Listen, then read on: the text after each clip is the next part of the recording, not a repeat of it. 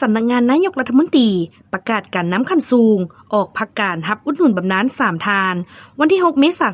2026ห้องว่าการสำนักงานนายกรัฐมนตรีได้จัดพิธีประกาศการน้ำขั้นสูงออกพักการรับอุดหนุนบำนาญและยกย้ายพนักงานนำพาคุ้มครองห้องว่าการสำนักงานนายกไปรับหน้าที่ใหม่โดยการเป็นประธานของท่านสนไสศรีพันดรนายกรัฐมนตรีมีท่านโบกคงนามวงศ์หัวหน้าห้องว่าการสำนักงานนายกรัฐมนตรีในโอกาสนี้ท่านปริเอกวิสุขพรหมพิทักษ์ห้องหัวหน้าคณะจัดตั้งศูนย์กลางภาคได้ขึ้นผ่านมติตกลงของกรมการเมืองศูนย์กลางภาคและรัฐดำรัสของประธานประเทศว่าด้วยการอนุมัติให้การน้ำขั้นสูงออกพักการรับอุดหนุนบำนาญ3ทานคือ 1. ท่านพลเอกจันทร์สมรจัญญาราษฎร์กรรมการกรมการเมืองศูนย์กลางภาคเลขาธิการศูนย์กลางภาครองนายกรัฐมนตรี 2. ท่านสนไสสิทธิพไสกรรมการศูนย์กลางภาครัฐมนตรีประจำสำนักงานนายกรัฐมนตรี 3. ท่านปริเอกศรีนาวาสุภานุวงศ์รัฐมนตรีประจำสำนักงานนายกรัฐมนตรี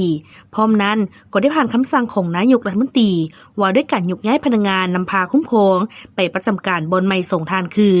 ท่านปริเอกวีรพงษ์พรหมดวงศรีและท่านปริเอกพันธุ์พรหมจันทร์หัวหน้ากรมเลขานุการประจำท่านกิแก้วไข่คำพิทูลกรรมการกรมการเมืองศูนย์กลางภาครองนายกรัฐมนตรีไปรับหน้าที่ใหม่อยู่ศูนย์กลางแนวลาวสังชาติ